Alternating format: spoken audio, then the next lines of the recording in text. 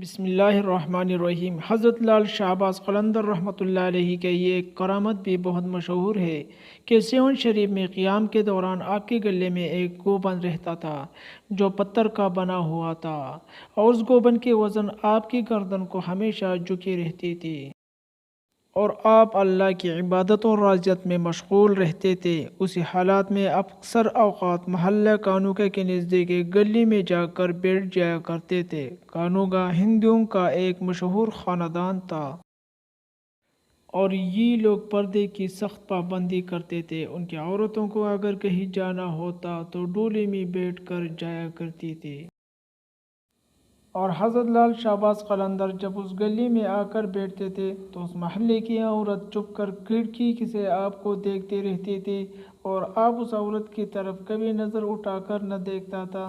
یہ سلسلہ کافی عرصہ تک چلتا رہا، اور عورت آپ کی دیدار پر قادر نہ ہو سکی۔ آخر ایک دن اس قدر بے قرار ہوئی اور اس نے کھڑکی سے نیچے چھلانگ لگا دی اور آپ کے قدموں میں آ کر گر پڑی۔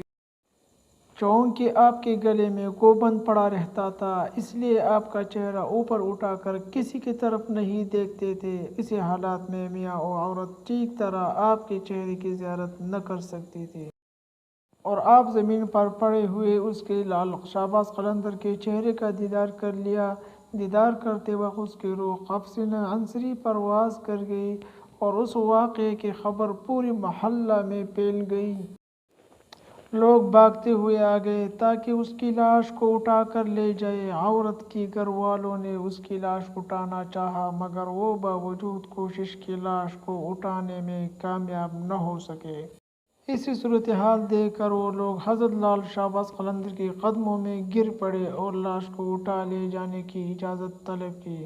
حضرت لال شہباز نے فرمایا، اگر تم سچے دل سے اس نیت کے ساتھ اس کو اٹھا کر تو تم اس کو جلانے کے بجائے دفن کرو گے تو پھر تم اس کو اٹھا سکو گے، ورنہ نہیں۔ ان لوگوں نے حضرت لال شہباز قلندر رحمۃ اللہ علیہ سے وعدہ کیا کہ وہ عورت کو دفن کریں گے۔ چنانچہ اب انہوں نے لاش کو اٹھا کر اس محلے میں پڑے دروازے کے نزدیک اس کو دفن کر دیا گیا۔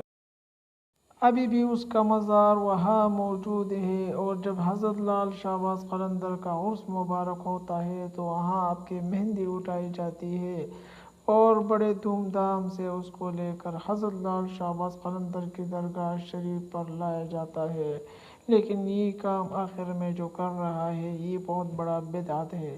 اگر سٹوری اچھی لگی تو چینل کو ضرور سبسکرائب کریں، بیل کا بٹن دبائیں تاکہ ہر نئی سٹوری سب سے پہلے آپ تک پہنچ جائے۔